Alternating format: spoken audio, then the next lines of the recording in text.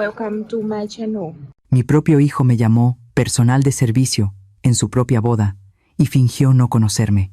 La familia adinerada de su esposa incluso se burló del vestido que llevaba puesto. Los dejé humillarme hasta que se cansaron. Y entonces, en silencio, tomé el micrófono y pronuncié una sola frase. Sus rostros se quedaron pálidos. Había estado de pie frente a las puertas del salón de bodas del Hotel Palacio de los Sueños durante 10 minutos completos. Adentro se desplegaba un mundo que no era el mío. Hombres con trajes negros impecables, mujeres envueltas en vestidos de gala de seda. Reían, brindaban, levantaban copas de champaña celebrando la boda de mi hijo. En mis manos llevaba un regalo pequeño, envuelto con cuidado en papel rojo, una bufanda de seda bordada a mano.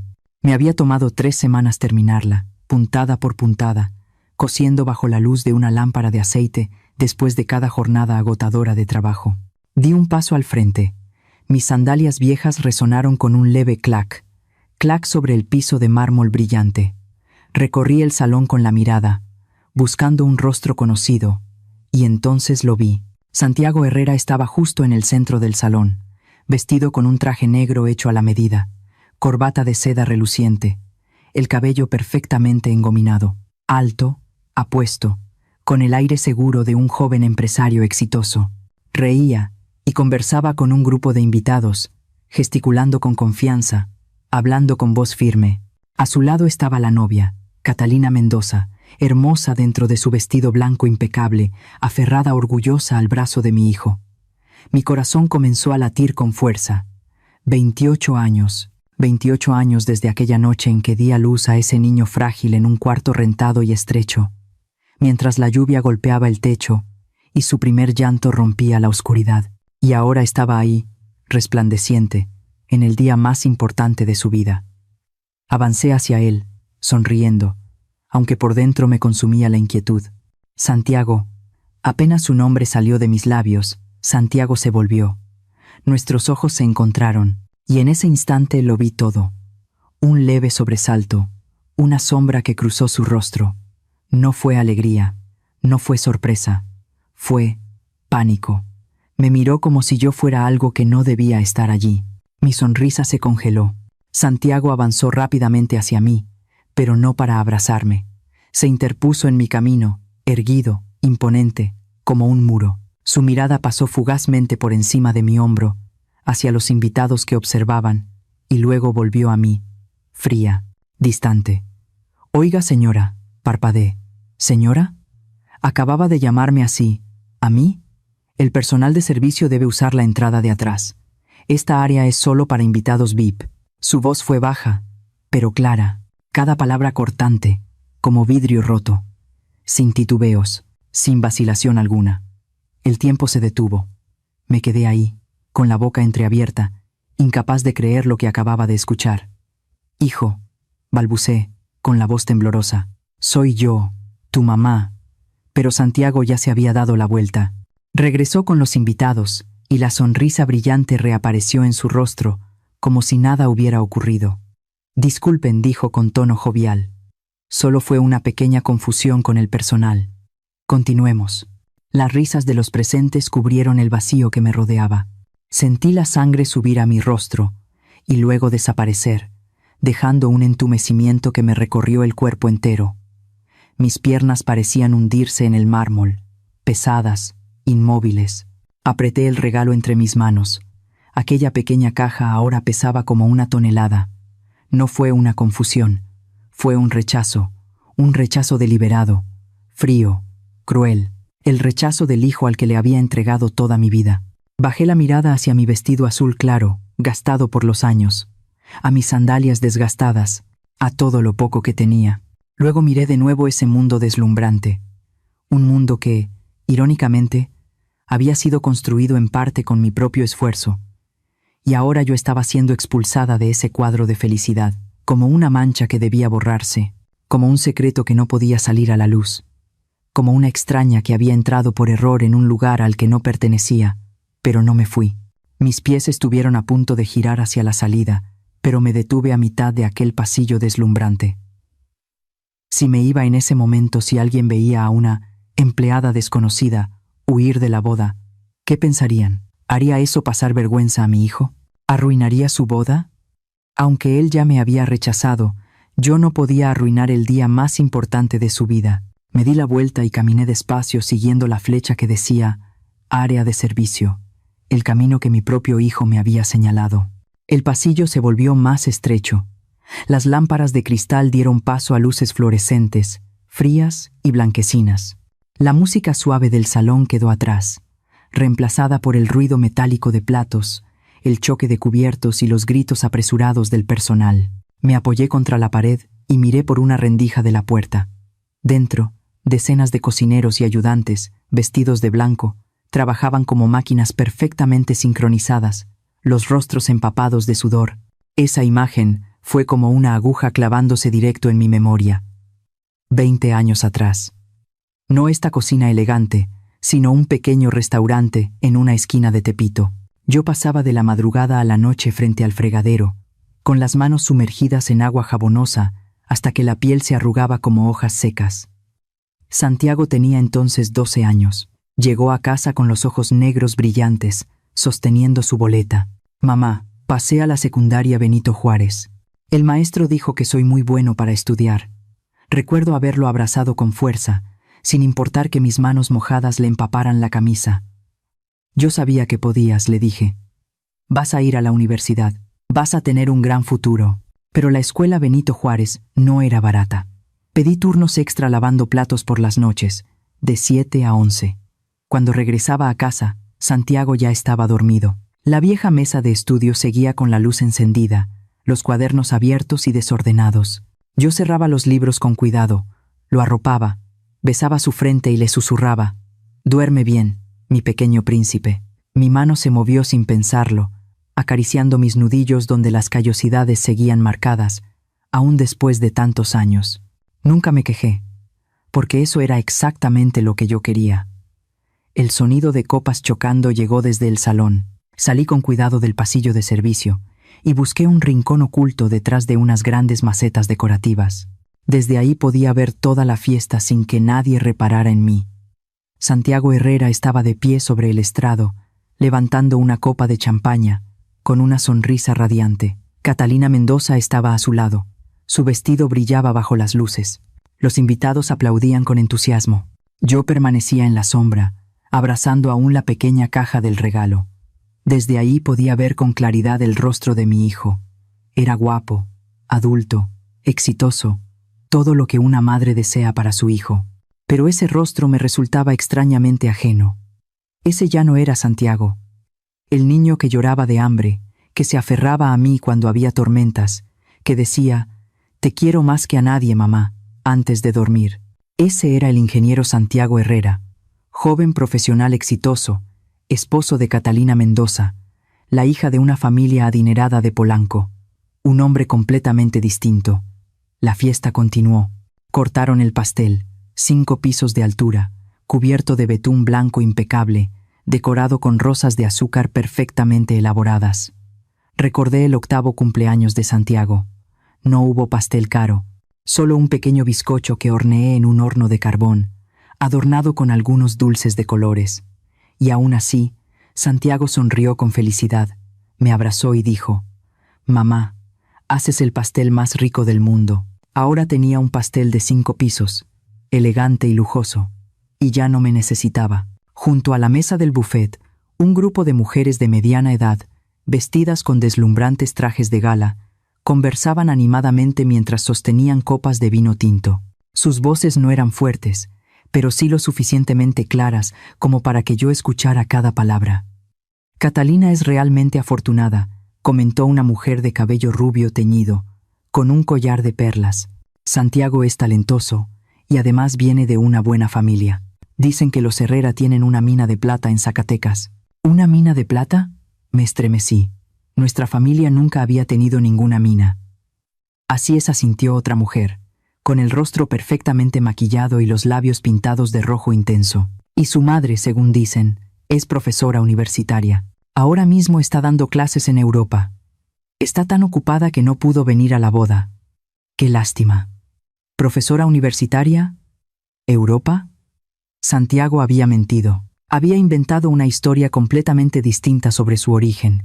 ¡Qué familia tan culta, tan educada!, suspiró la mujer rubia con admiración. No como esas familias que se enriquecen de la noche a la mañana y no tienen raíces. Santiago sí es de verdadera alcurnia. Rieron en voz baja, chocaron sus copas y luego cambiaron de tema. Mina de plata. Profesora. Europa. Esas palabras lujosas resonaban en mi cabeza como campanas fúnebres. Mi hijo había borrado por completo su pasado. No solo me había ocultado, había creado una madre completamente distinta. Una madre digna de su posición. Una madre que no fuera una carga, sino un motivo de orgullo. Y yo, la madre real, era apenas un fantasma que debía permanecer escondido. Las carcajadas que provenían de la mesa de la novia me sacaron de mi aturdimiento. Catalina Mendoza estaba sentada con 4 o 5 jóvenes, seguramente sus amigas más cercanas, todas vestidas con costosos vestidos de damas de honor en tonos rosa pastel. Reían sin parar, sosteniendo sus teléfonos, tomándose selfies una y otra vez. «Catalina, eres tan afortunada», exclamó una chica de cabello largo y rizado, abrazándola. «Santiago es perfecto de pies a cabeza, guapo, rico y además educado, no como esos niños ricos arrogantes». Catalina sonrió radiante, levantando la mano con falsa modestia. «Él es muy bueno», dijo. «Aunque a veces vive bajo mucha presión, le importa mucho su imagen». «¿Su imagen?», preguntó otra joven, con unos aretes de diamantes que brillaban bajo la luz. Catalina se inclinó hacia adelante y bajó la voz, aunque no lo suficiente como para que yo no escuchara cada palabra. «Les voy a decir algo. Mi suegra en realidad no tiene mucha educación. Santiago me dijo que solo terminó la secundaria. Trabaja por su cuenta, nada estable. Por eso él no quiso invitarla a la boda. Tenía miedo de que la gente pensara mal de su familia». La chica de cabello rizado abrió los ojos, sorprendida. «No puede ser. Yo pensaba que...». «Todos pensaban eso», asintió Catalina. «A mi familia les dijo que su mamá estaba fuera del país por trabajo. A sus amigos les contó otra cosa. En fin, no le gusta hablar de su pasado. Yo lo entiendo. Todos queremos un futuro mejor, ¿no?». «Claro», respondió la chica de los aretes. «Menos mal que tu suegra no vino. Si no, te habría dado un dolor de cabeza. Todas creíamos que te habías casado con una familia aristocrática». Rieron de nuevo, con un sonido cristalino, como campanitas de plata. Pero para mí, esa risa era como un cuchillo clavándose en el corazón. Di un paso atrás y me apoyé contra una columna de piedra helada. Mis piernas temblaban, a punto de ceder. Me aferré a la columna para no caer, pero el mundo seguía girando frente a mis ojos. Menos mal que no vino la suegra. Esas palabras resonaban en mi mente, una por una, como clavos hundiéndose en mi cabeza. Yo era la madre menos mal que no vino. Yo era la mancha que debía ocultarse. Yo era el pasado pobre que mi hijo quería enterrar. Busqué a Santiago con la mirada. Estaba junto a la mesa de invitados VIP, con una mano apoyada en la cintura, riendo con un hombre de cabello canoso, probablemente su jefe o un socio de negocios. Su rostro lucía confiado, satisfecho, completamente cómodo en su papel de hijo de buena familia. Recordé al Santiago de antes, aquel muchacho de 14 años que volvió un día a casa, con los ojos enrojecidos y los labios apretados. Le pregunté qué le pasaba. Negó con la cabeza, sin decir palabra. Al día siguiente supe la verdad. En la escuela se habían burlado de él porque su mamá solo lavaba platos, su papá había muerto y no tenían dinero. Esa noche Santiago lloró en mis brazos. No lloró a gritos, solo dejaba caer las lágrimas en silencio. «Mamá, ¿por qué somos tan pobres? Me da mucha vergüenza». Lo abracé con fuerza, acaricié su cabeza y le susurré: «No pasa nada, hijo. Mamá va a trabajar más duro, tú vas a estudiar más. Algún día tendrás éxito y nunca volverás a sentir vergüenza de ti mismo». Ahora lo entendía todo. Santiago había tenido éxito, pero no solo quería borrar la pobreza, quería borrar el pasado entero, incluida la madre que lo había sacrificado todo por él, porque esa madre era la prueba viviente del origen humilde que él tanto quería olvidar. El dolor dentro de mí comenzó a transformarse. Ya no era solo el dolor del rechazo, sino una amarga lucidez, la amargura de ver a mi hijo perderse a sí mismo. Santiago ya no era el niño que yo crié. No era el pequeño que decía: «Te quiero más que a nadie, mamá». No era el joven pobre pero de buen corazón. Ahora Santiago era un actor. Interpretaba el papel de hijo de familia adinerada en este escenario deslumbrante. Una obra cuidadosamente montada, con decorados perfectos, lujos excesivos y un guión en el que no había lugar para la madre real. Y para mantener esa obra intacta era capaz de negarme delante de todos. Una voz se elevó desde el escenario. Era el padre de Catalina, don Alejandro Mendoza, un hombre corpulento con traje elegante, micrófono en mano. «Hoy es un día de celebración para ambas familias», proclamó. «La familia Mendoza y la familia Herrera, dos familias distinguidas de la Ciudad de México, se unen hoy. Me siento orgulloso de que mi hija haya encontrado a un esposo tan extraordinario como Santiago». El aplauso fue ensordecedor. Me mordí el labio, conteniendo las lágrimas. ¿La distinguida familia Herrera? En esa familia solo había una persona allí, una madre viuda, con un vestido negro gastado, escondida en la sombra detrás de una columna. Pero ante los ojos de todos, la familia Herrera era noble, rica y refinada. Todo era una mentira creada por mi propio hijo. Las lágrimas rodaron por mis mejillas, pero esta vez no eran solo de dolor. Eran lágrimas de despertar, de comprender que había entregado toda mi vida a un hijo que ya no sabía quién era su madre. Un hijo capaz de pisotear la dignidad de su propia madre para preservar una imagen falsa. La resignación que siempre había vivido dentro de mí, la que me permitió soportar sacrificios y sufrimiento, comenzó a resquebrajarse. Había sido un error todo lo que hice. Amar demasiado a mi hijo, ¿lo había convertido en alguien que olvidó sus raíces? No sabía la respuesta, pero sabía una cosa.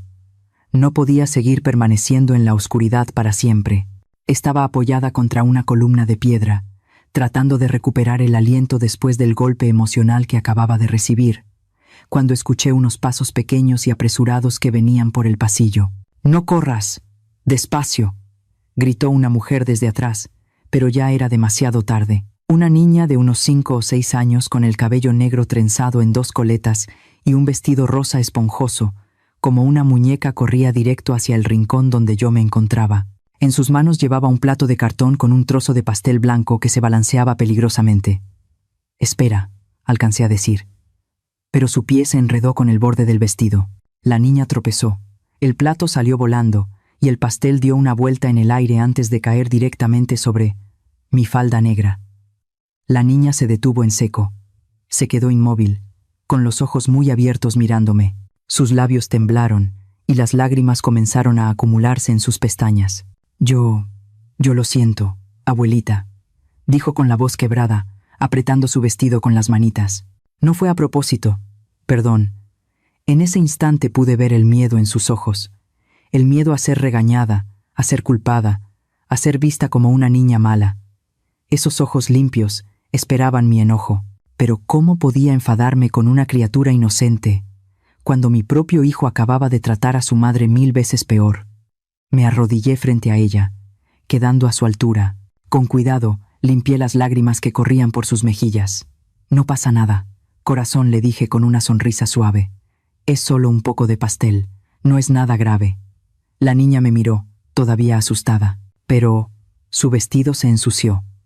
«Los vestidos se lavan», respondí, sacando un pequeño pañuelo del bolso. Limpié con delicadeza la mancha mientras hablaba con voz cálida. «Lo importante es tu sonrisa. No llores, ¿sí?». Sus ojos comenzaron a brillar poco a poco. Las lágrimas se detuvieron. Se limpió la nariz con el dorso de la mano y me miró con sorpresa y gratitud.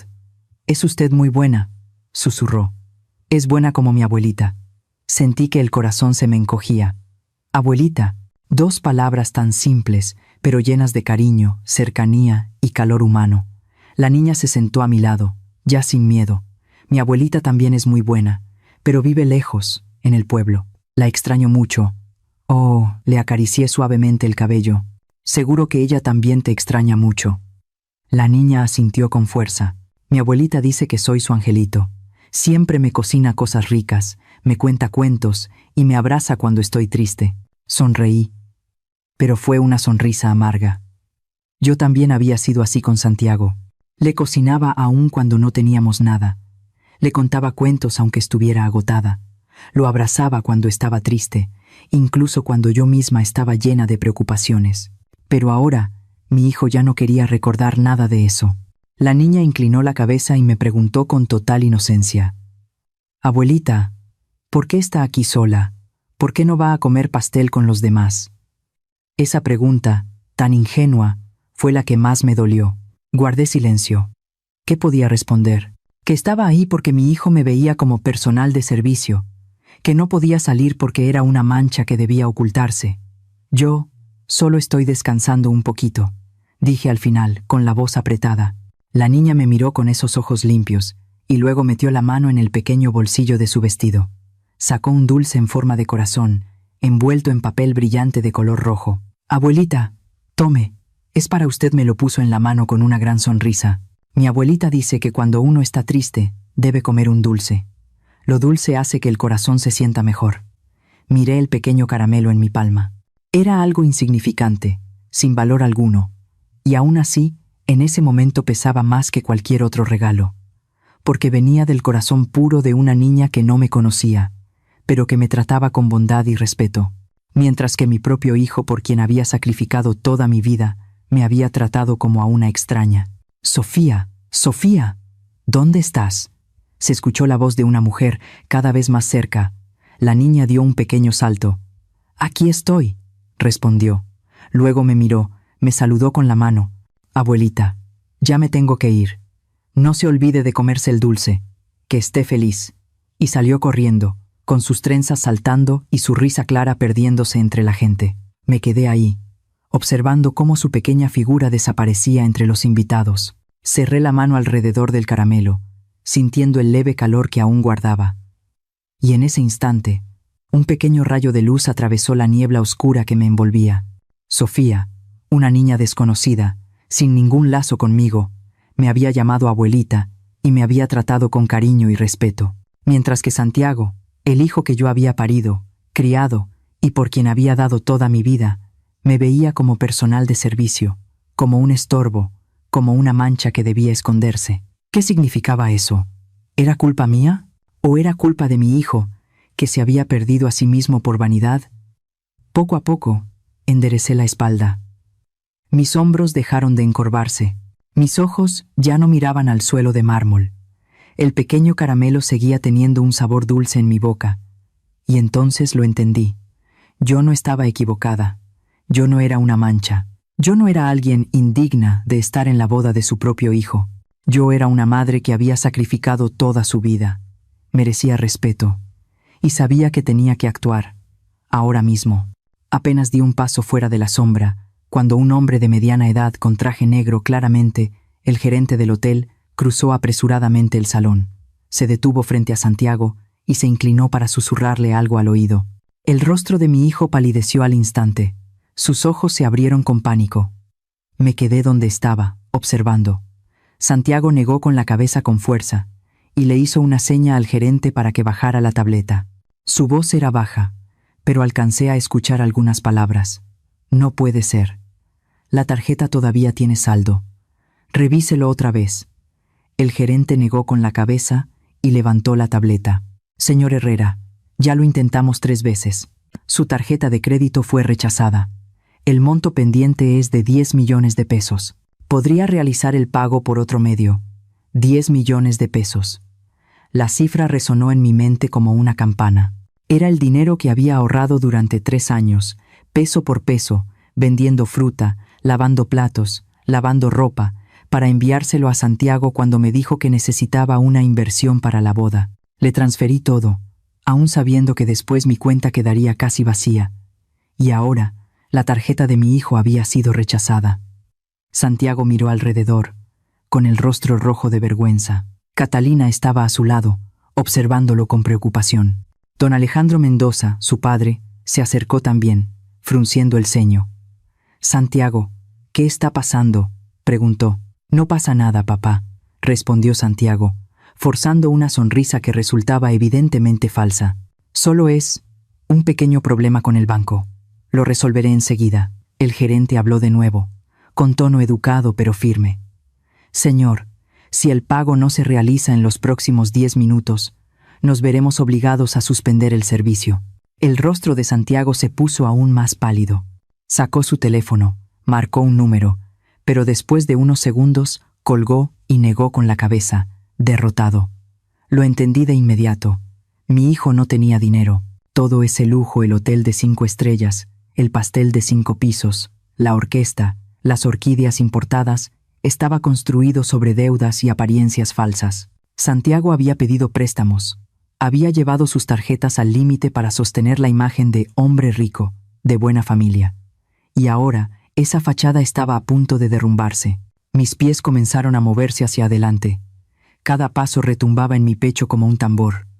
Ya no sentía miedo. Ya no sentía vergüenza. Solo una determinación clara. Avancé entre la multitud, atravesando miradas curiosas y expresiones de sorpresa. Mi vestido negro gastado, aún manchado con el pastel de Sofía, ya no era símbolo de pobreza. Era símbolo de dignidad. Subí directamente al escenario. El maestro de ceremonias, un joven elegante con traje, sostenía el micrófono y se preparaba para anunciar el siguiente número. Me miró con asombro, la boca entreabierta. Extendí la mano. «Présteme el micrófono». Pero titubeó. «Préstemelo», dije, esta vez con firmeza. Me lo entregó y dio un paso atrás. Levanté el micrófono. Mi voz resonó en el salón, que quedó en silencio absoluto. «Buenas noches». Todos voltearon a mirarme. La música se apagó. En cientos de rostros se reflejaban sorpresa y curiosidad. Santiago estaba de pie abajo del escenario, pálido como el papel, mirándome con los ojos desorbitados. «Mi nombre es María Herrera», continué, con voz grave y clara. «Soy la madre del novio, Santiago Herrera». Un murmullo recorrió el salón como una ola. La gente se miraba entre sí. Catalina se quedó paralizada. Don Alejandro miró a Santiago y luego a mí, con el ceño fruncido. «Mamá, ¿qué estás haciendo?», balbuceó Santiago. «No hables», hijo, lo interrumpí con voz suave, pero llena de autoridad. «Déjame hablar». Miré al público. La luz de las lámparas hacía brillar las lágrimas que aún tenía en los ojos. No las limpié. Quería que las vieran, que vieran las lágrimas de una madre rechazada. «Hoy vine a la boda de mi hijo», dije, palabra por palabra. Pero cuando entré a este salón, mi propio hijo me dijo que yo era personal de servicio que se había equivocado de lugar. Me ordenó ir por la entrada de atrás. Se escucharon jadeos. Varias personas voltearon a mirar a Santiago con incredulidad. Catalina se cubrió la boca con la mano. «No fue así. Mamá, lo entendiste mal», balbuceó Santiago. «No, hijo», negué con la cabeza mientras las lágrimas corrían por mis mejillas. «No entendí mal. Escuché muy bien. Me trataste como a una extraña porque no era digna de aparecer en esta fiesta lujosa». Me volví hacia el gerente del hotel, que seguía de pie junto al escenario con la tableta en la mano. «Usted dijo que faltan 10 millones de pesos, ¿verdad?». El gerente asintió, desconcertado. «Sí, señora». Abrí mi bolso y saqué una chequera, la que llevaba siempre por cualquier emergencia. Escribí con rapidez y firmeza, 10 millones de pesos. Firmé. Arranqué el cheque y lo levanté para que todos lo vieran. «Yo soy la responsable de esta cuenta», declaré, con la voz resonando en todo el salón. «Este hotel, esta fiesta, todo lo que ustedes ven aquí, lo pagué yo. No una familia rica, no una mina de plata en Zacatecas, solo una madre pobre que ahorró peso por peso lavando platos, vendiendo fruta y lavando ropa». Un silencio asfixiante se apoderó del lugar. Nadie se atrevía a respirar. Trabajé sin descanso durante 20 años para que mi hijo pudiera estudiar, tener éxito y llegar hasta aquí, continué, con la voz temblorosa pero firme. Y hoy, mi hijo me pagó negándome delante de todos. Santiago subió al escenario, con los ojos enrojecidos. «Mamá, por favor, ya no digas nada. Te avergüenzas, hijo». Lo miré directamente a los ojos. «¿Te avergüenzas de que todos conozcan la verdad o te avergüenzas de ti mismo?». Santiago bajó la cabeza, en silencio. «Mentiste», dije con dureza. «Les dijiste que tu madre era profesora universitaria en Europa. Dijiste que nuestra familia tenía una mina de plata. Construiste una fachada perfecta, y en esa fachada no había lugar para la madre que lo sacrificó todo por ti». Coloqué el cheque sobre la mesa principal. El sonido del papel al tocar la superficie resonó con claridad en el silencio absoluto. «Este es el último regalo que te doy como madre», dije.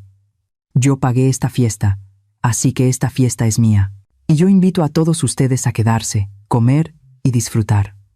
Me detuve y miré fijamente a Santiago, con los ojos llenos de lágrimas pero también de decisión, excepto a quien negó a su propia madre. Un murmullo ahogado recorrió el salón. Todos miraban a Santiago, luego a mí. Catalina estaba inmóvil, pálida. Don Alejandro fruncía el ceño mirando a su yerno. Santiago cayó de rodillas y tomó mi mano. «Mamá, perdóname, me equivoqué». Retiré la mano, no por odio, sino porque sabía que esa disculpa llegaba demasiado tarde, y quizás solo por miedo a quedar en ridículo. «Elegiste tu camino», dije con voz tranquila, «y yo he elegido el mío. No volveré a ser un fantasma escondido en la oscuridad». Bajé del escenario con el micrófono aún en la mano. Antes de irme, me volví una última vez hacia la multitud. «Les deseo felicidad», dije. Dejé el micrófono sobre la mesa y me di la vuelta, caminando hacia la salida del salón. Esta vez, ya no me escondía en la sombra. Caminé con la cabeza en alto, la espalda recta y el corazón, aunque herido, más ligero de lo que había estado en muchos años. Di un paso fuera de las puertas de cristal del Hotel Palacio de los Sueños. Las puertas automáticas se cerraron detrás de mí con un suave murmullo, cortando de golpe el rumor caótico que provenía del salón de la boda. El viento frío de la noche en la Ciudad de México me golpeó el rostro. Me detuve, respiré hondo. Acababa de hacer algo que ninguna madre quiere hacer jamás. Había expuesto a mi propio hijo frente a cientos de personas. Había arruinado su boda. A través del vidrio transparente, todavía podía ver el interior del salón. Las lámparas seguían brillando con elegancia, pero el ambiente había cambiado por completo.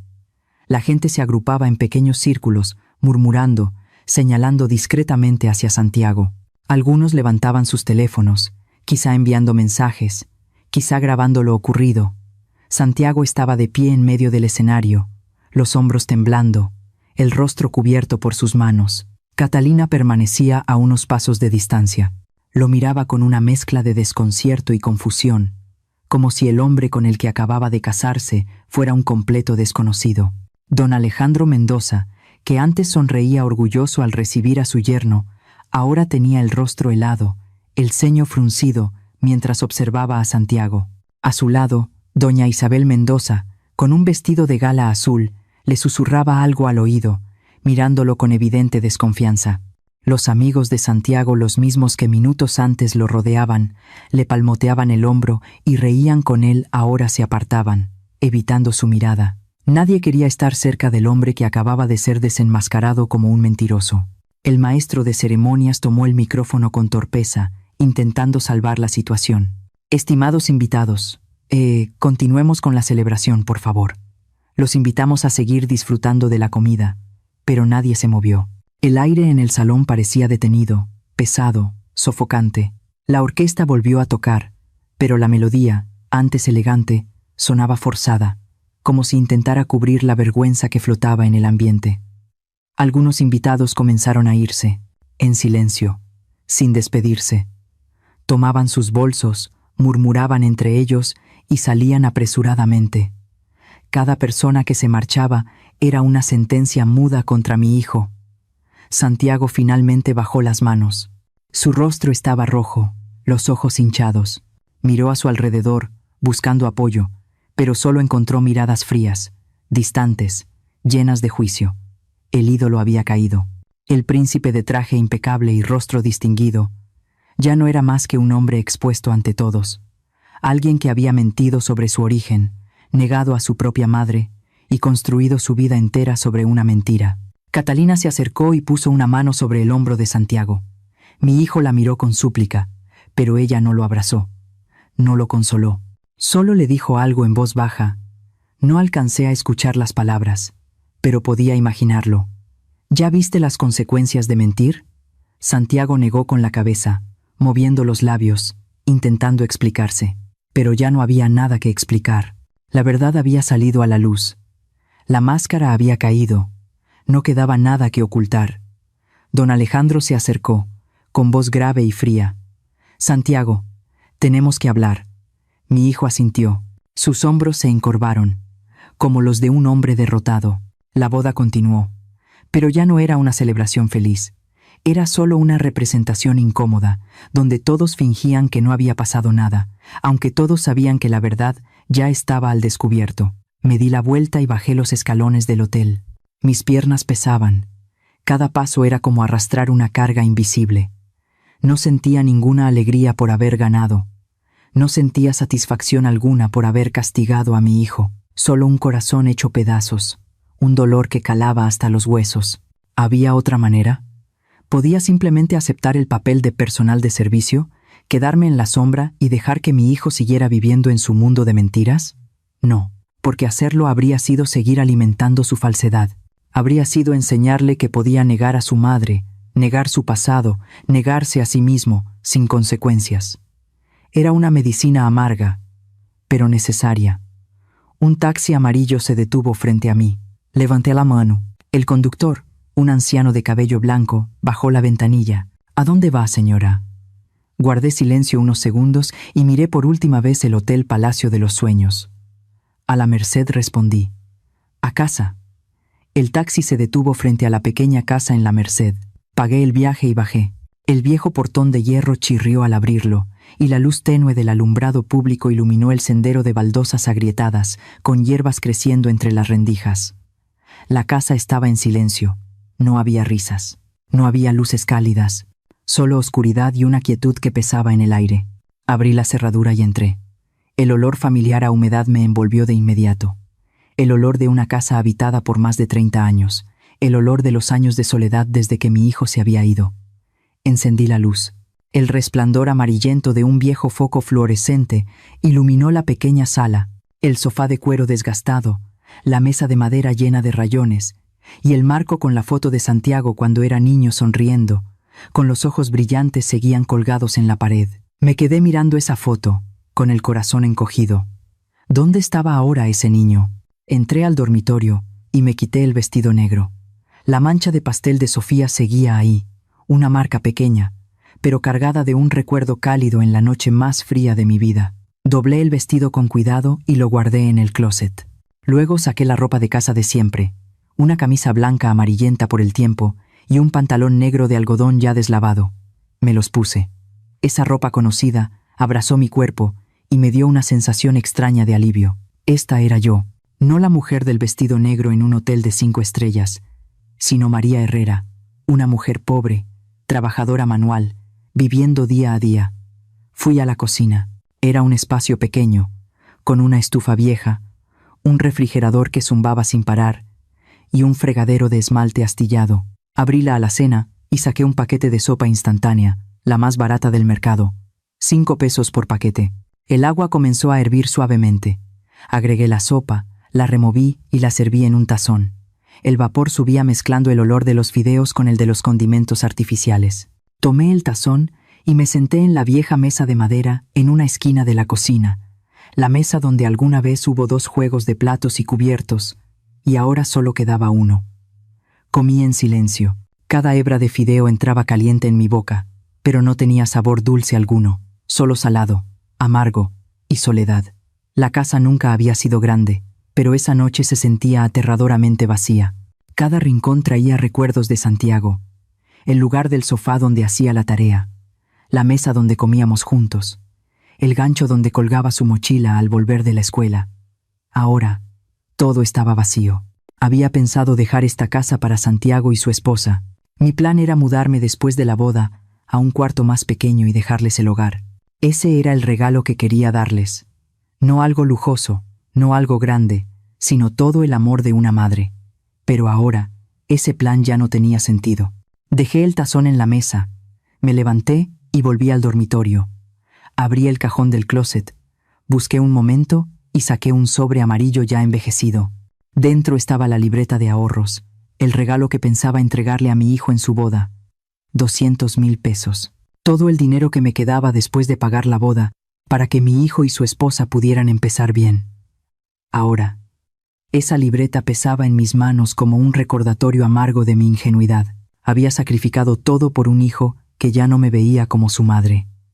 Me senté en la cama y abracé la libreta contra el pecho. Las lágrimas comenzaron a caer, esta vez no frente a nadie, sino en esa habitación silenciosa, completamente sola. ¿Había sido demasiado dura? Debí quedarme callada, aceptar el papel de madre escondida y dejar que mi hijo tuviera su día perfecto. ¿Estaba actuando por amor maternal o por mi orgullo herido? Las preguntas giraban sin parar en mi mente, haciéndome sufrir más que nunca. Pero entonces recordé la mirada de Santiago en la boda. Una mirada fría, distante, como si yo fuera invisible, sin afecto, sin arrepentimiento. La mirada de un hombre que había decidido borrar su pasado, borrar a su madre, con tal de proteger una imagen falsa. Y recordé sus palabras. Oiga, señora, el personal de servicio debe ir por atrás. Ese, señora, no fue un error, fue un rechazo consciente. Mi hijo ya no era un niño, era un adulto. Sabía distinguir entre el bien y el mal.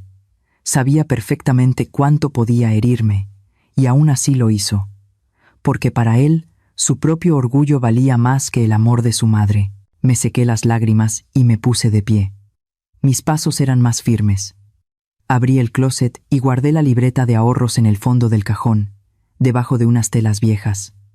Luego lo cerré. Ese regalo ya no era para Santiago, era para mí, para poder vivir los años que me quedaran sin depender de un hijo ingrato. Podía soportar el sufrimiento. Lo había hecho toda mi vida. Pero no podía soportar la humillación, y mi hijo no podía ser desagradecido sin consecuencias. Regresé a la cocina y miré el tazón de sopa ya fría. No seguí comiendo. Lavé el tazón, lo sequé y lo guardé. Apagué la luz y entré al dormitorio. Antes de acostarme, miré por la ventana. El cielo nocturno de la Ciudad de México estaba lleno de estrellas, pequeñas, distantes, pero firmes. Como mi dignidad, aunque dolía.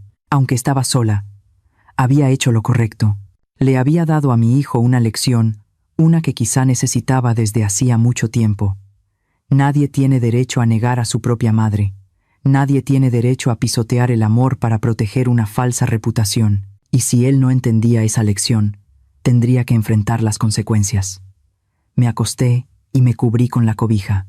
La habitación quedó en completa oscuridad, en silencio.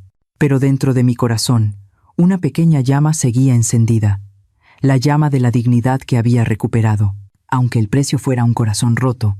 El primer día después de la boda, el teléfono empezó a sonar. Yo estaba sentada en la cocina, tomando café, cuando la pantalla se iluminó.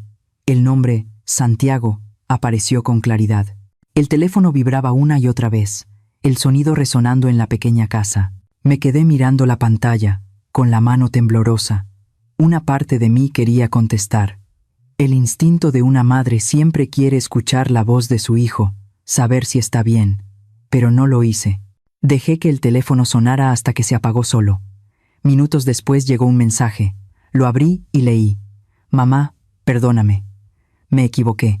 Contesta. Por favor, necesito hablar contigo. Leí el mensaje y luego bloqueé el teléfono.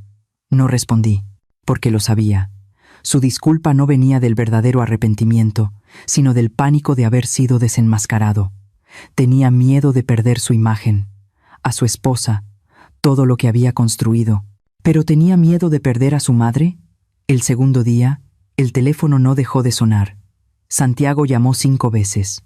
Catalina, 3. Después comenzaron a llegar los mensajes, uno tras otro. Mensaje de Santiago. Mamá, sé que estás enojada, pero exageraste. Me hiciste quedar mal delante de todos. ¿Sabes cómo me ve ahora la familia de Catalina? Al terminar de leer, sentí un frío recorrerme la espalda. Exageraste. Seguía sin entender. Seguía creyendo que la culpa era mía por decir la verdad y no suya, por mentir y negar a su madre. Mensaje de Catalina. Tía, María, soy Catalina. Entiendo que esté dolida, pero lo que hizo en la boda afectó mucho a nuestra familia. Mis padres están muy decepcionados. ¿Podría decirles que todo fue un malentendido? Sonreí con amargura.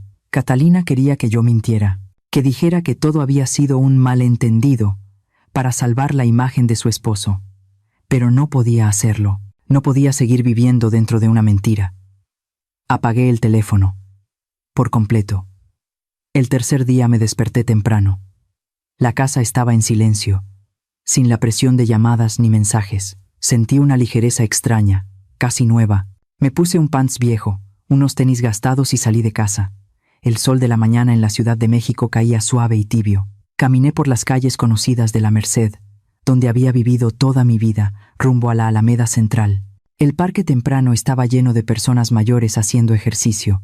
Se alineaban bajo los árboles frondosos, estirando los brazos, abriendo las piernas, respirando con calma. Una música tradicional sonaba suavemente desde una pequeña bocina. Busqué un lugar al final del grupo y empecé a imitarlos. Estirar los brazos, respirar profundo, sentir el viento ligero, movimientos simples, pero llenos de una paz inesperada. Después del ejercicio, me senté en una banca de madera bajo la sombra. A mi lado estaba una anciana de cabello completamente blanco, vestida con ropa tradicional mexicana, bordando un pañuelo. «Buenos días», me sonrió. «Es la primera vez que la veo aquí». «Sí», respondí con suavidad. «Apenas estoy empezando. Necesitaba un lugar para despejarme». Ella asintió con comprensión. «Yo también. Desde que murió mi esposo, vengo aquí todas las mañanas. Este parque me ayuda a no sentirme tan sola». Conversamos un rato. Me habló de su vida, de cómo crió a 3 hijos, de la muerte temprana de su marido, de la soledad cuando los hijos se fueron lejos. Yo la escuché, sintiendo una profunda cercanía. «¿Y usted?», me preguntó. «¿Tiene hijos?». Guardé silencio un momento. Luego asentí. «Sí, tengo un hijo». «¿Es buen hijo?». La pregunta era sencilla y devastadora. No supe qué responder. Al final, solo sonreí con tristeza. No estoy segura». La anciana puso su mano sobre la mía y me dio una palmadita suave. «No se preocupe tanto. A veces los hijos necesitan tiempo para entender el valor de los padres. Usted viva bien para usted. Si lo entienden, volverán. Y si no, al menos todavía se tiene a sí misma». Sus palabras, simples y sinceras, fueron como agua fresca sobre mi alma reseca. En los días siguientes, establecí una nueva rutina. Temprano en la mañana, ejercicio en el parque, conversaciones con nuevas amistades, personas mayores que, como yo, buscaban paz en la última etapa de la vida. Al mediodía, regresaba a casa y cocinaba algo sencillo, sin el esfuerzo extremo que ponía cuando cocinaba para Santiago. Por la tarde leía libros, novelas viejas que nunca había tenido tiempo de abrir porque siempre estaba ocupada trabajando. Aprendí a soltar la carga de vivir para mi hijo. Durante más de 20 años, mi vida tuvo un solo propósito: criar a mi hijo, educarlo, verlo triunfar. Todas mis decisiones giraban en torno a Santiago. Nunca pensé en mí, en lo que quería, en lo que necesitaba, en mis propios sueños. Ahora, por primera vez en mi vida, estaba viviendo para mí. Una tarde, sentada en el parque, observé a unos niños jugar. Un niño de unos 5 años tropezó y cayó, llorando fuerte. Su madre corrió hacia él, pero no lo abrazó de inmediato. Lo dejó levantarse solo. Después le tomó la mano, le limpió las lágrimas y le dijo: «Te caíste, pero tienes que levantarte solo. Yo estoy aquí, pero tú tienes que ser fuerte». Al ver esa escena, lo comprendí. Santiago también había caído, no físicamente, sino moralmente. Había perdido el rumbo, se había perdido a sí mismo por vanidad. Y como esa madre en el parque, yo no podía salvarlo abrazándolo y ocultándolo todo. Tenía que dejarlo levantarse solo. Tenía que dejarlo enfrentar las consecuencias de sus actos. Eso era el amor verdadero. No proteger ciegamente, sino permitir que el hijo crezca a través de caídas dolorosas. Esa noche, regresé a casa y encendí el teléfono por primera vez en 3 días. Había decenas de llamadas perdidas, decenas de mensajes. No los leí. Solo envié un mensaje corto a Santiago: «Estoy bien. Vive bien tu vida. Cuando realmente entiendas tu error, búscame. Pero no me busques solo para pedir perdón. Búscame cuando hayas cambiado». Después de enviarlo, apagué el teléfono otra vez. Salí al balcón y miré el cielo nocturno. Las estrellas brillaban, lejanas, pero firmes. La paz empezó a volver a mi corazón. No la paz de la resignación, sino la paz de quien ha hecho lo correcto, aunque duela, aunque cueste. Mi hijo necesitaba una caída dura para crecer, y yo como madre necesitaba aprender a soltar, para que él pudiera sostenerse por sí mismo. El 7º día después de la boda, Llovía. Yo estaba sentada en la cocina, con una taza de té caliente entre las manos, observando cómo las gotas de lluvia golpeaban el techo del porche. El sonido era constante, profundo, y me traía una paz extraña. Entonces, alguien tocó la puerta, unos golpes suaves, dudosos, como si quien llamaba no estuviera seguro de tener derecho a hacerlo. Dejé la taza sobre la mesa y caminé hacia la sala. A través del pequeño vidrio de la puerta, vi una silueta bajo la lluvia. Era Santiago. Mi hijo estaba ahí, sin paraguas, sin impermeable. El traje que alguna vez fue elegante estaba completamente empapado, pegado a su cuerpo. El cabello le caía sobre la frente. El agua de lluvia corría por su rostro como lágrimas. Se veía demacrado, más delgado que el día de la boda. Sus ojos estaban hinchados, enrojecidos, como si hubiera llorado durante días, y estaba de rodillas sobre el cemento mojado, la cabeza inclinada, las manos apoyadas en los muslos, la postura de alguien que se arrepiente. El corazón se me encogió. Mi mano se levantó instintivamente para abrir la puerta, el reflejo de una madre que siempre quiere abrazar a su hijo, protegerlo de la tormenta. Pero me detuve. Me quedé inmóvil detrás del vidrio, observándolo a través de la superficie empañada. Santiago volvió a tocar, esta vez con más fuerza. Mamá, mamá. Su voz era quebrada, temblorosa. Sé que estás ahí. Te lo ruego, ábreme. No me moví, no por crueldad, sino porque necesitaba ver.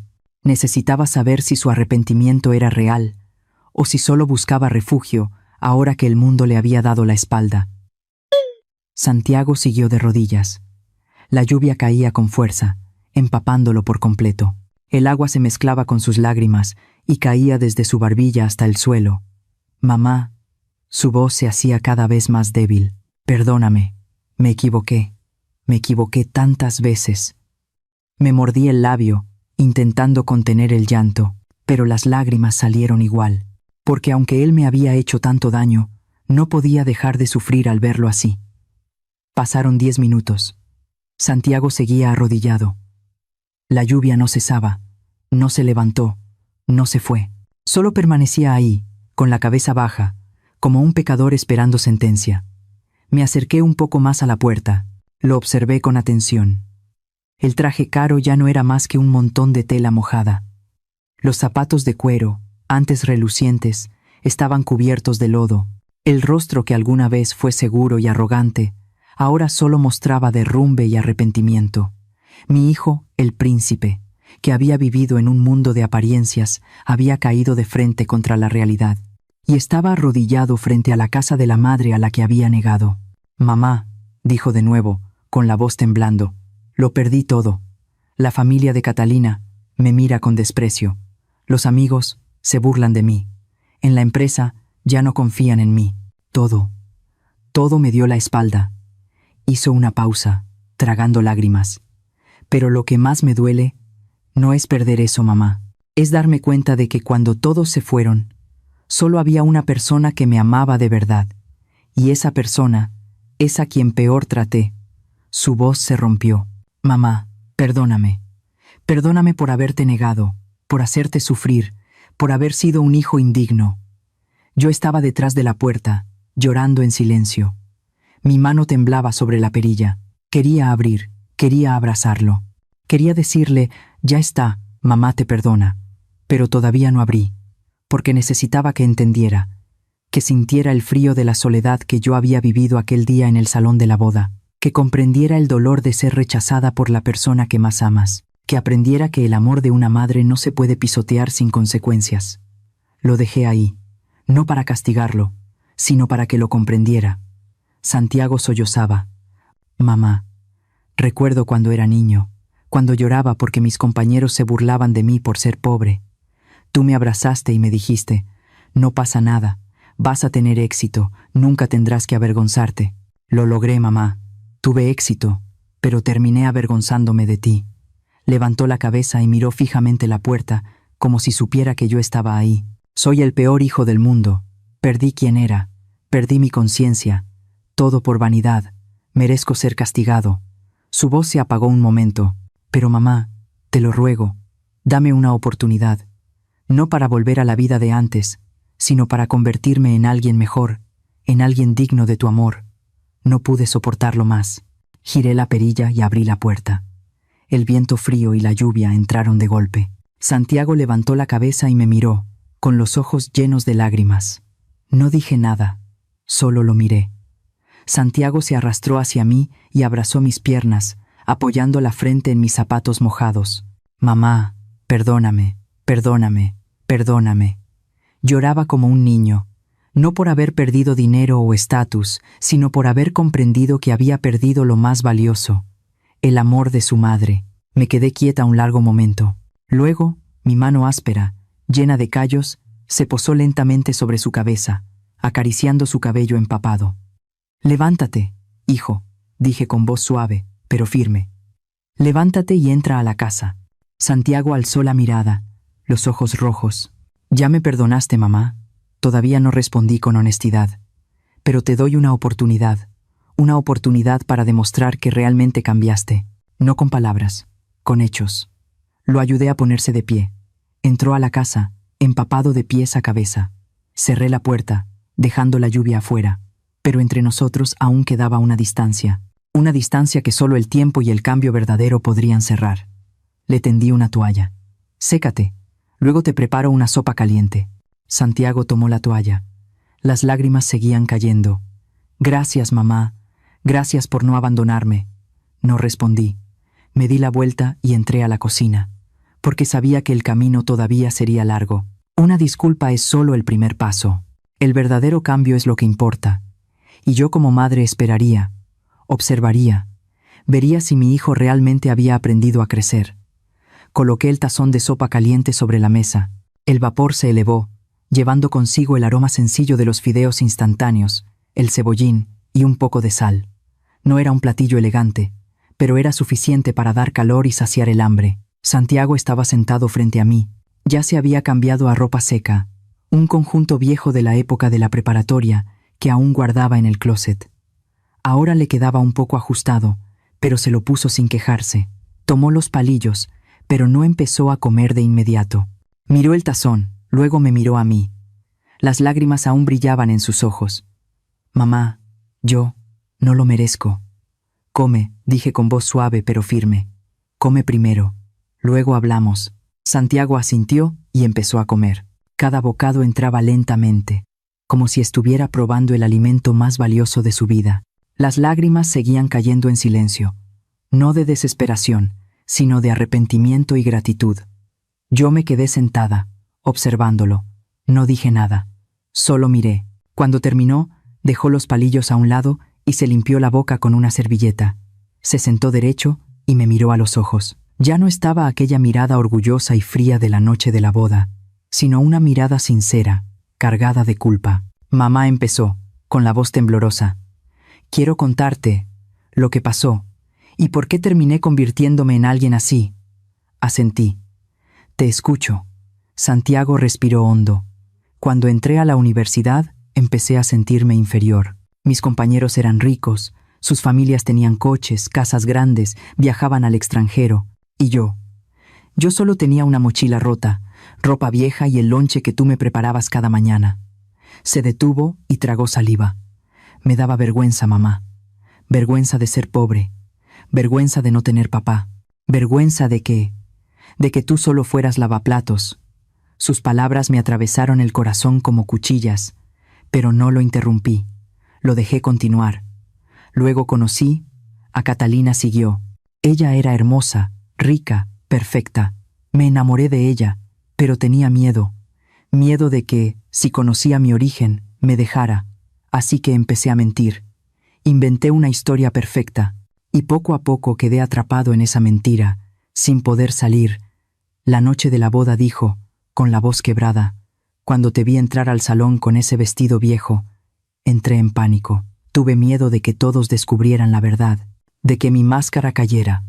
Y entonces hice lo imperdonable. Te negué. Santiago se cubrió el rostro y rompió a llorar. «No sé cómo explicarte. Yo no te odio, mamá. Te amo. Pero me amé más a mí mismo. Amé más esa imagen falsa que a la madre que lo sacrificó todo por mí. Guardé silencio y lo dejé llorar. Luego hablé, con voz grave y firme. Hijo, entiendo la presión que sentiste. Entiendo que querías tener éxito, ser respetado. Pero debes saber algo. El respeto no viene de esconder el pasado. Viene de sentir orgullo por quien eres, incluso por tus partes imperfectas. Le limpié las lágrimas con la mano. Yo no necesito un hijo exitoso que se avergüence de sus raíces. Necesito un hombre que sea capaz de inclinar la cabeza ante su madre. Santiago me miró, con los ojos enrojecidos. Ahora lo entiendo, mamá. Perdí demasiado para comprenderlo. La familia de Catalina ya sabe la verdad, continuó, con amargura. Me miran con desprecio. Su padre dice que soy un mentiroso, que no merezco a su hija. Catalina sigue conmigo, pero ya no me mira igual. Ya no hay admiración en sus ojos, solo decepción. Mis amigos se burlan de mí, en el trabajo me evitan. Todo lo que construí se vino abajo en una sola noche. Levantó la vista hacia mí, y entonces entendí que la única persona que aún me ama es la que peor traté. Tú pagaste toda mi boda, tú lo sacrificaste todo por mí, y aún así, yo te negué. Santiago se levantó y se arrodilló frente a mí. Mamá, te lo prometo. A partir de ahora voy a cambiar. No volveré a ocultarte. Voy a sentir orgullo de ti. Voy a vivir con la verdad. Voy a convertirme en el hijo que tú mereces. Lo miré y puse la mano sobre su hombro. Levántate, hijo. No necesito que te arrodilles. Necesito que vivas con dignidad.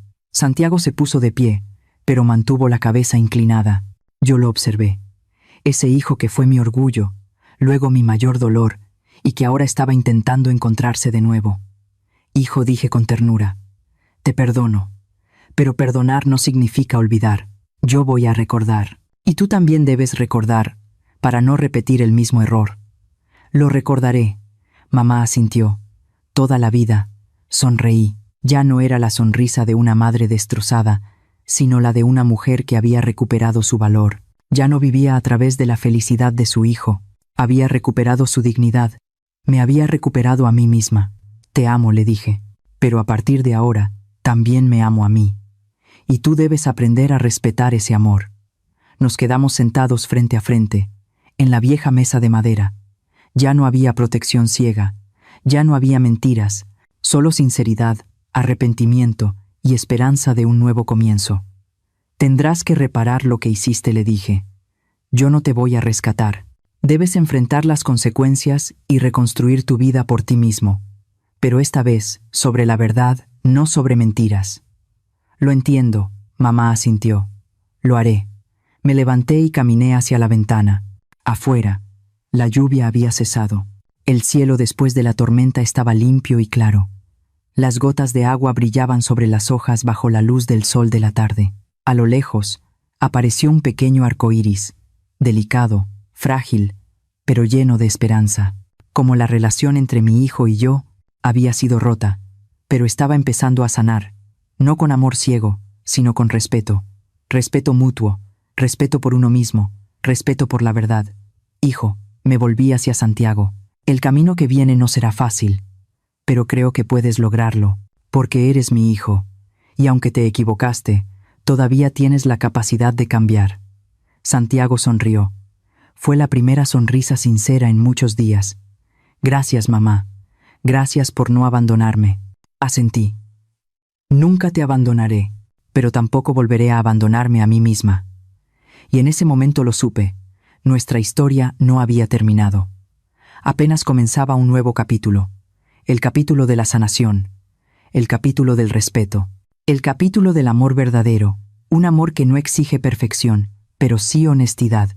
Miré por la ventana, donde el arco iris seguía ahí, suave pero firme, y sonreí.